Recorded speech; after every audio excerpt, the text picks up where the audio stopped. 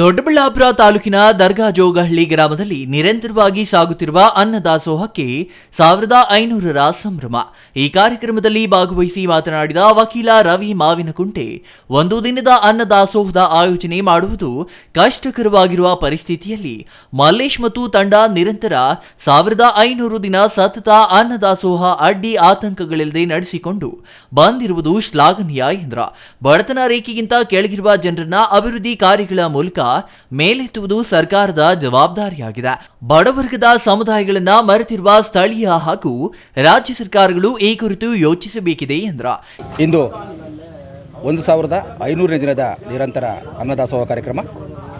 ಈ ಒಂದು ಕಾರ್ಯಕ್ರಮಕ್ಕೆ ಆಗಮಿಸಿ ಕಾರ್ಯಕ್ರಮವನ್ನು ಯಶಸ್ವಿಯಾಗಿ ನಡೆಸಿಕೊಟ್ಟಂಥ ಎಲ್ಲ ದಾನಿ ದೇವರುಗಳಿಗೂ ಈ ಒಂದು ಕಾರ್ಯಕ್ರಮದ ಪರವಾಗಿ ಹೃದಯಪೂರ್ವಕ ಧನ್ಯವಾದಗಳನ್ನು ಸಲ್ಲಿಸ್ತಾ ಇದ್ದೀವಿ. ಸ್ನೇಹಿತರೆ, ಇದು ನಿರಂತರವಾಗಿ ನಡ್ಕೊಂಬತ್ತಾ ಇರ್ತಕ್ಕಂಥ ಅನ್ನದಾಸೋಹ ಕಾರ್ಯಕ್ರಮ.